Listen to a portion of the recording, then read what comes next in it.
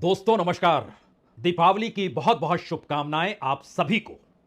और दीपावली का मौका और ऐसे में आपसे ये पूछना कि ये दीपावली कैसी रही और कैसी रहेगी, और दीपावली के बाद आपकी जिंदगी में क्या परिवर्तन आएगा या नहीं आएगा। क्योंकि दुनिया के मानचित्र पर भारत की इकोनॉमी सर पर दौड़ रही है। प्रधानमंत्री मोदी लगातार इस बात का अंदेशा जता रहे हैं कि भारत हर हाल में 2047 तक विकसित हो जाएगा। भारत की इकोनॉमी दुनिया के मानचित्र पर तीसरे नंबर पर 1-2 बरस में आ ही जाएगी। इस देश के भीतर में गरीबी खत्म हो चली है। 25 करोड़ लोग गरीबी की रेखा से ऊपर ले आए गए, तो आने वाले वक्त में कोई गरीब बचेगा भी नहीं। इन तमाम सवालों के बीच एक सवाल हर वक्त चुनाव का होता है, और चुनाव एक ऐसा मंत्र है भारत के भीतर जिसमें सरकार और सत्ता जो भी कर रही हो, अगर जनता उसे जिता देती है तो उसके बाद वो ये मानकर चलती है कि उसकी राह बिल्कुल सही है। यानी इस दौर में जिनका पैसा शेयर बाजार में लगा हुआ है और वो ये सोच रहे हैं कि उनका पैसा लगातार डूब क्यों रहा है, जो ये सोच रहे हैं कि बैंकों में जमा पैसा इस देश की महंगाई के समानांतर कम कीमत में क्यों होते चला जा रहा है, यानी कल तक जो पैसा बैंक में जमा था आज उसकी कीमत बाजार में कम क्यों हो गई, जो ये सोच रहे हैं कि इस देश के भीतर अभी भी उत्पादन के क्षेत्र में यानी मैन्युफैक्चरिंग के सेक्टर में भारत रोजगार पैदा क्यों नहीं कर पा रहा है, और उसके पीछे क्या सरकार की आर्थिक नीतियों की दुविधा है। इस दौर में जो सोच रहे हैं कि अंतर्राष्ट्रीय बाजार भारत के शेयर बाजार से पैसा निकालने पर आमदा क्यों हो चला है। कुछ हफ्ते पहले तक 85,000 पार का शेयर बाजार था और अब 80,000 से नीचे वो आ चुका है। कितने लोग डूबे, कितनों के पैसे डूबे, ये सब क्या मायने रखता है। मौका तो दीपावली का है, और मौका इस दौर में उस चुनाव के इंतजार का है जिस चुनाव के बाद सरकार मान लेगी अगर वह जीत गई तो उसकी बात पर जनता ने मुहर लगा दी। दुनिया युद्धरत है। दुनिया के अलग अलग देश अपने अपने तरीके से अपनी अपनी राह को चुन चुके हैं, और इन्हीं परिस्थितियों में भारत ने भी एक राह चुनी है। उसे लगने लगा है कि पश्चिमी देशों की तुलना में उसे एशियाई देशों के साथ खड़े रहना होगा। ब्रिक्स उसी की उपज है। चाइना से करीब आना उसी सोच का एक शुरुआत है। इसी दौर में रूस, चीन, ईरान या कहें पूरे मिडिल ईस्ट के साथ भारत का खड़ा होना अपनी इकोनॉमी को संभालने की दिशा में बढ़ता हुआ कदम है। लेकिन क्या वाकई यह सब कुछ इतना आसान है, या अंतर्राष्ट्रीय तौर पर भारत की अर्थव्यवस्था को प्रभावित करने वाली परिस्थितियां धीरे धीरे मजबूत होती तो नहीं जा रही है, और एक मुश्किल सरकार के सामने कहीं आ तो नहीं रही है कि अब अगर महाराष्ट्र चुनाव में उसे जीत नहीं मिली तो फिर एक झटके में जनता उसकी आर्थिक नीतियों के विरोध के तौर पर खड़ी होती हुई दिखाई तो नहीं देगी। लेकिन अगर जीत गए तो फिर उसके बाद आप तैयार हो जाइए। हर उस रास्ते के लिए आप तैयार रहिए, चाहे वह आप सड़क पे गुजरते वक्त टोल जो पैसा देते हैं उसकी बढ़ती हुई कीमत को देखें। इस दौर में हो सकता है समुद्र के रास्ते जो सामानों की आवाजाही होती है वहां पर भी बढ़ती हुई कीमतें देखें, क्योंकि सरकार बिल लाने को तैयार है। Carriage of goods sea bill 2024 यह भी लाने को तैयार है। रेलवे की जो बदहाली आप देख रहे हैं, और उन सब के बीच वंदे भारत जो दौड़ता हुआ आपको दिखाई देता है, ज्यादा पैसे के सफर के साथ वह जुड़ चुका है, उसमें भी और बढ़ोतरी हो सकती है, क्योंकि रेलवे के भी एक अमेंडमेंट बिल को सरकार तैयार कर चुकी है। उसे भी लाना है, यानी वक्त बिल लेकर आना है, रेलवे बिल लेकर आना है, carriage of goods sea bill लेकर आना है, बैंकिंग लॉ अमेंडमेंट लेकर आना है, बिल ऑफ लोडिंग यह भी लाना है। यानी एक ऐसी परिस्थिति है कि कमोवेश हर क्षेत्र को लेकर सरकार अब यह मानने लगी है कि अगर उसने बोझ इस देश की जनता पर और नहीं डाला तो फिर उसके अपने अच्छे दिन खत्म हो जाएंगे। और बोझ डालने से पहले वह चुनावी जीत की मुहर महाराष्ट्र में चाहती है। वो चाहती है कि महाराष्ट्र के चुनाव परिणाम उसके अनुकूल हो, जिसके बाद उसका हर वो रास्ता जो महंगाई की दिशा में जाता हो, हर वो रास्ता जो बेरोजगारी को बढ़ाता हो, हर वो रास्ता जो बैंकिंग प्रणाली में जनता के लिए मुश्किल हालात के साथ साथ बैंक कर्मियों के लिए भी मुश्किल परिस्थितियों को पैदा कर रहा हो, हर वो रास्ता जो सड़क से लेकर रेलवे तक में सफर करने के दौरान मुश्किल हालात पैदा कर रहा हो, हर वो रास्ता जो इस देश के भीतर में माल की आवाजाही को लेकर हैरान परेशान करने वाला हो चला हो, सभी में बढ़ोतरी होनी चाहिए। इस दौर में फर्टिलाइजर का भी बिल आने वाला है। इस दौर में किसानों से जुड़ा हुआ सीड बिल भी आने वाला है। इस दौर में हर वो परिस्थितियां तैयार है जिसमें निजी हाथों में सब कुछ सौंपने की परिस्थिति में देश आकर खड़ा हो जाए। सिर्फ सरकार को एक मोहर चाहिए महाराष्ट्र चुनाव में जीत की, क्योंकि उसके बाद बजट की दिशा में सरकार बढ़ चुकी होगी, और बजट के आश्रय कौन कौन से उपाय इस देश में किए जाएंगे यह देश की फाइनेंस मिनिस्टर से कभी आप पूछ नहीं सकते हैं, क्योंकि देश की फाइनेंस मिनिस्टर इस दौर में कहीं आपको दिखाई दी नहीं होगी। जब जब आप परेशान हैरान आर्थिक मुद्दों को लेकर होते होंगे, फाइनेंस मिनिस्टर कहीं नहीं है। फाइनेंस मिनिस्टर निर्मला सीतारमण इसलिए है क्योंकि वह पीएमओ के इशारे पर एक क्षण भी बिना बिताए मुहर लगाने से हिचकती नहीं है। यानी उनकी पहचान एक शानदार रबर स्टैंप के तौर पर है। यानी सवाल जवाब का सिलसिला मंत्रियों के बीच या सरकार के बीच, मंत्रालयों के आश्रय, ये सारी चीज अब दूर की गोटी हो चली है। शायद यही वजह है कि 2024 के चुनाव में 400 पार का नारा अगर थमा था, तो उस दौर में एक निराशा सरकार के भीतर थी। सरकार के जोश में वो निराशा अलग अलग विधेयक जो पार्लियामेंट में रखे जा रहे थे, उसको लेकर ठंडे बस्ते में डालने की प्रक्रिया थी, और उसी प्रक्रिया में मीडिया का बिल भी था। लेकिन हरियाणा की जीत और अब महाराष्ट्र की जीत की दिशा में जो व्यू रचना की जा रही है, उसने दो संकेत बहुत साफ तौर पर दिए हैं। पहला संकेत तो यही है कि सरकार जो भी निर्णय ले, उस निर्णय पर जनता की मुहर कैसे लग जाती है, यह चुनाव के परिणामों से इस देश को समझ लेना होगा। यानी जनता रूठी हुई नहीं है, पॉलिटिकल पार्टीज रूठी है। नेता विरोध करते हैं, जनता विरोध नहीं करती है। और दूसरी स्थिति, अंतर्राष्ट्रीय तौर पर भारत जो एक झटके में शिफ्ट होता हुआ दिखाई दे रहा है, और इस दौर में उसने ब्रिटेन के बैंक से, जो बैंक ऑफ इंग्लैंड है, वहां से 102 टन सोना भी वापस लिया है। बैंक ऑफ इंग्लैंड में सोना इसलिए रखा जाता है कि वह सुरक्षित है। सवाल यह नहीं है कि वह सोना ले आए और अपने देश में अब सुरक्षित है। सवाल यह है कि जिस तरह की स्थिति अंतर्राष्ट्रीय तौर पर दुनिया भर में घटित हो रही है, वो करेंसी की लड़ाई हो, वो सोने को जमा करने की सोच हो, क्योंकि आखिर में वही बचेगा। और 2022 के बाद से तकरीबन 214 टन सोना भारत ला चुका है। इस वक्त भी अभी भी बैंक ऑफ इंग्लैंड में 324 टन सोना भारत का पड़ा हुआ है, और 510 टन सोना भारत में अब सुरक्षित है। लेकिन इन सब के बीच जो पूरी इकोनॉमी इस देश के कॉरपोरेट के आश्रय शेयर बाजार के जरिए चल रही थी, और जो आरोप सेबी चेयरमैन पर लगे, और जो मैनिपुलेशन का पूरा खेल इस दौर में उभरने लगा, उसके ठीक समानांतर अगर इस दौर में महीने दर महीने एवरेज 15 से 20 हजार करोड़ रुपए एफआईआईज निकालते चले गए, जो लगातार निकाल रहे हैं, उसका मैसेज बहुत साफ था कि आपके अपने मैनिपुलेशंस अपने कॉरपोरेट को तो बचा सकते हैं, लेकिन उस शेयर बाजार को बचा नहीं पाएंगे, जो शेयर बाजार अंतर्राष्ट्रीय तौर पर पूंजी को आमंत्रित करता है। और खास तौर से तब जब डॉलर की कीमत सबसे ज्यादा 84 रुपए के पार 85 रुपए तक होने की स्थिति में है। यानी बाहर से आया हुआ डॉलर लगता है तो भारत में ज्यादा कमाई होती है। इस मैसेज के बावजूद भी पैसा निकाला जा रहा है भारत के शेयर बाजार से। और इन सारी परिस्थितियों के भीतर तीन बड़े सवाल अंतर्राष्ट्रीय तौर पर अब हर किसी को नजर आने लगे हैं। पहला सवाल तो यही है कि युद्धरत देशों में, वो इजराइल और ईरान हो, वह रूस या यूक्रेन हो, आप कहां पर खड़े हैं, और वो खड़ा होना आपका एशिया यानी साउथ ग्लोबल की दिशा में है, या फिर वेस्टर्न कंट्रीज यानी नाटो की दिशा में और यूरोप और अमेरिका के साथ है। यह मैसेज अब क्लियर होना चाहिए, जो भारत एक लिहाज से दूसरे मुद्दे यानी ब्रिक्स के आश्रय इस चीज को डेवलप कर चुका है, वो कहां पर खड़ा होगा। और यहीं से सवाल डॉलर का भी है, और यहीं से सवाल उस बिजनेस से जुड़े हुई करेंसी का भी है, जिस करेंसी के आश्रय दुनिया में एक संदेश है, क्या वाकई डॉलर के समानांतर भारत की करेंसी बड़ी हो सकती है। लेकिन इन दोनों सवालों से जुड़ा हुआ एक तीसरा सवाल है। वो सवाल सीधे सीधे डिजिटल करेंसी का है। डिजिटल करेंसी यानी इंटरनेट, और इंटरनेट मतलब इंटरनेट को संभालने वाली वो ताकतें जो इस वक्त यूरोप और अमेरिका में मौजूद है। आप एलन मस्क का नाम ले सकते हैं यहां पर। यानी इंटरनेट और डिजिटल इकोनॉमी के आश्रय भारत अपने आप का प्रसार प्रचार तो दुनिया में कर चुका है, लेकिन डिजिटल इकोनॉमी जिन हाथों में होगी वह इंटरनेट के जरिए चलती है, और सैटेलाइट के जरिए इंटरनेट चलाने की जो पूरी प्रक्रिया है वह जिन हाथों में है, वो हाथ अभी भी एशियाई देशों के पास नहीं है। तो क्या यह एक अलग परिस्थिति इस दौर में बन चुकी है, जहां पर भारत को अब यह समझने में आने लगा है कि अपनी इकोनॉमी को संभालने के लिए वह किस दिशा में जाए और अंतर्राष्ट्रीय दबाव में काम ना करे, और अंतर्राष्ट्रीय तौर पर दबाव बनाने वाली ताकतें यह महसूस करने लगी है कि इस दौर में अगर उन्होंने भारत को अपने अनुकूल नहीं किया, तो फिर भारत को और भारत की इकोनॉमी को उस पर सीधे हमले से भी वो कतराएंगे नहीं। क्या यह हो सकता है? इससे जुड़ा हुआ सवाल अमेरिकी चुनाव से भी जुड़ा है, जहां पर डोनाल्ड ट्रंप का जीतना शायद वहां पर कॉर्पोरेट टैक्स का माफ करने की दिशा में ले जाएगा, और कॉर्पोरेट वर्ल्ड के भीतर एक बड़ा हंगामा इसके बाद आपको दिखाई देगा। लेकिन तीन बड़े सवाल जो इस दौर में है वो कॉर्पोरेट से जुड़े हुए हैं, वह इस देश में पॉलिसी डिसीजन से जुड़े हुए हैं, और इस देश की जनता पर पड़ने वाले प्रभाव से जुड़े हुए हैं। रूस सस्ता तेल दे रहा है तो भारत में तेल अभी भी उसी रूप में चल रहा है जिस रूप में वो भारत की इकोनॉमी को भी बचाए और तेल की कीमत भी बढ़ने ना दे।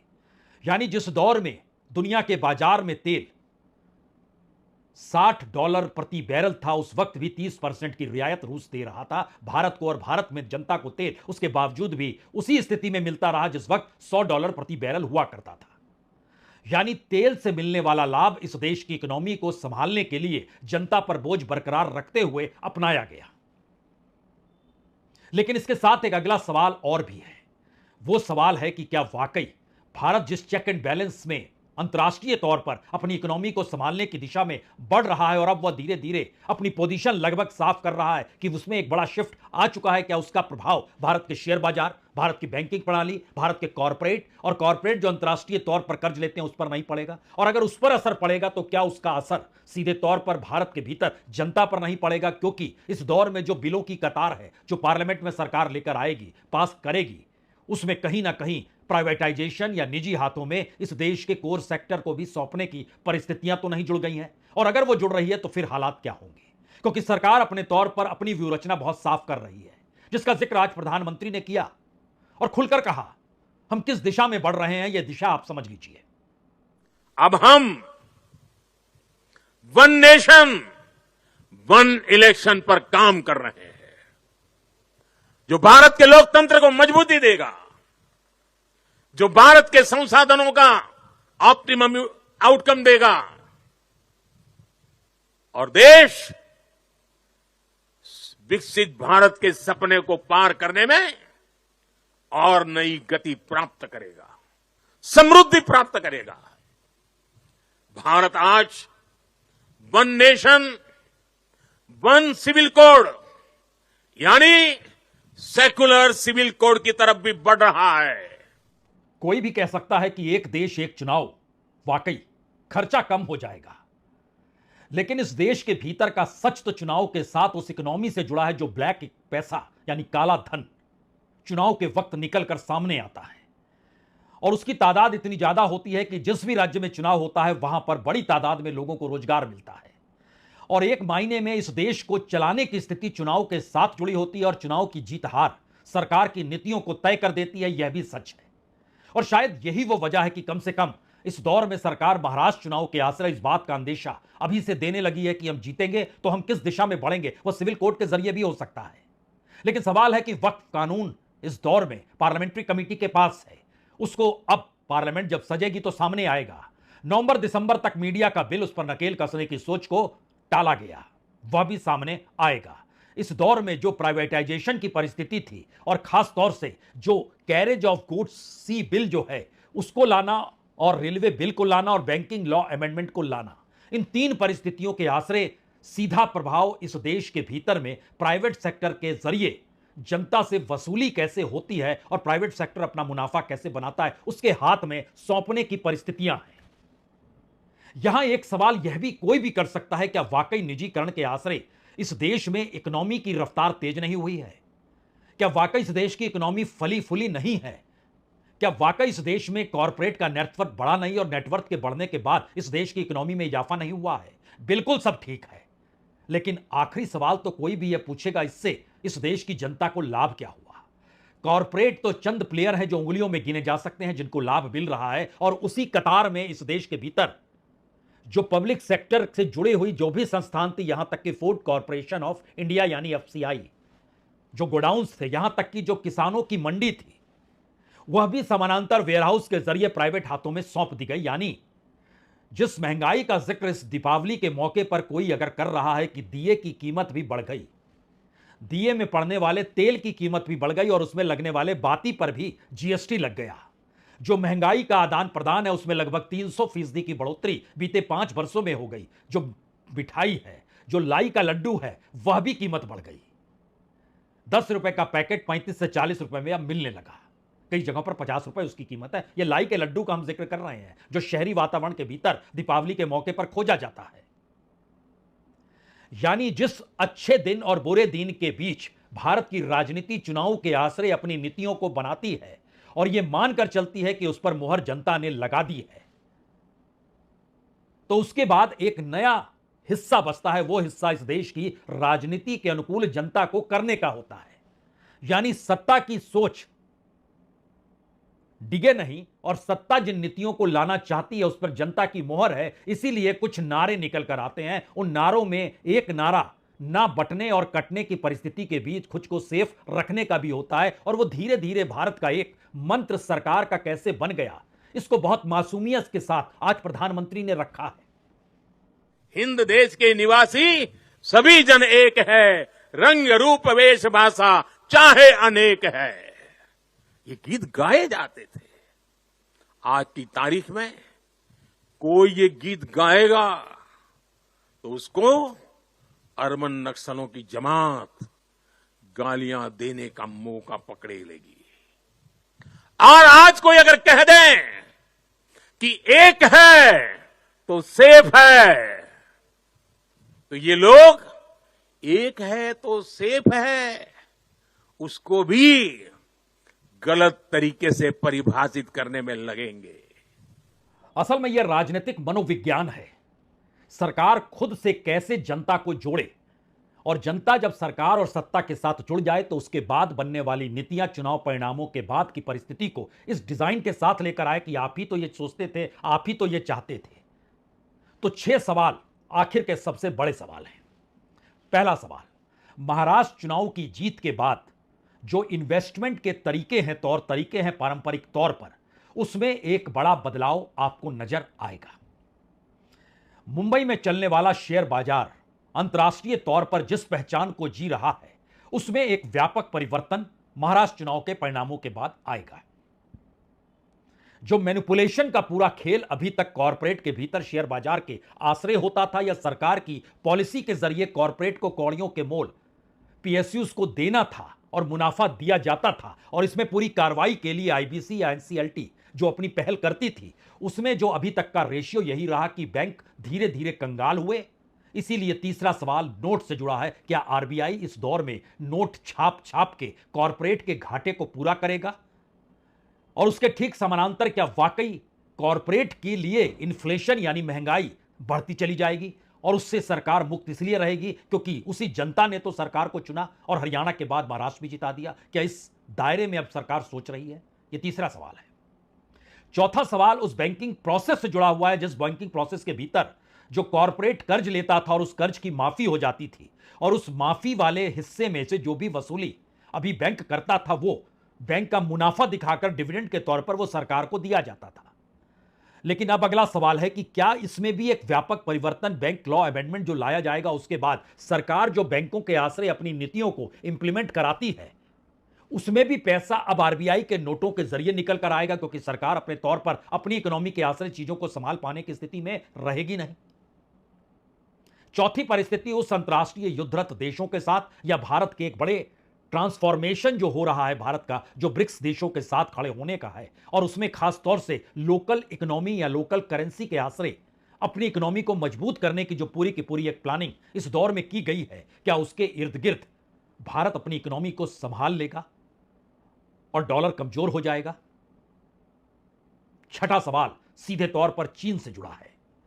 जो चीन बार बार भारत के साथ जिस जिस रूप में पेश आया 1962 के बाद से, उसकी अपनी विस्तारवादी नीति का जिक्र इस देश में ऐसा कोई प्रधानमंत्री हुआ नहीं जिसने ना किया हो कि चीन की विस्तारवादी नीति भारत के क्षेत्रों में रही है।